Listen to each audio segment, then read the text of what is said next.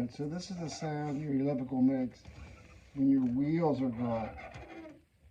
Sounds a lot worse, but that's really just the wheels running back and forth on that metal rail.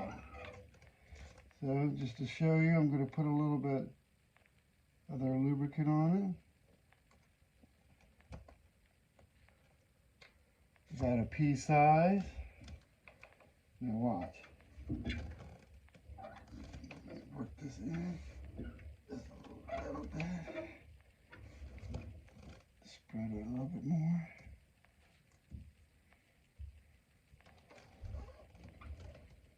There we go. We're starting to get there.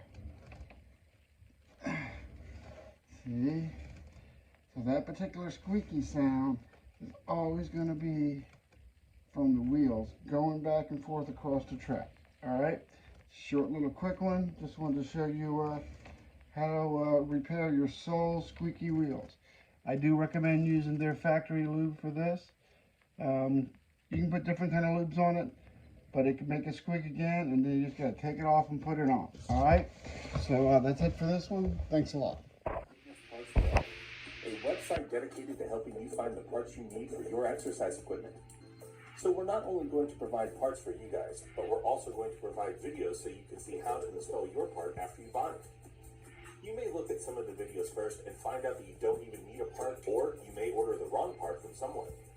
So sometimes the videos on how to install things can give you an idea of what you actually need. I'm also going to do videos on how to adjust belts and rollers. I've been doing this for about 25 years now, and I started about a year and a half ago on YouTube doing some of the self-help rollers, motors, things like that. And so then I decided to start this website to sell the parts so that I can match the parts up with the videos, just to make it a little bit easier for you to really install them. So if I can be of any service to you guys, please don't hesitate to give me a call, and you can email when you call me at my number or link below. Thank you very much.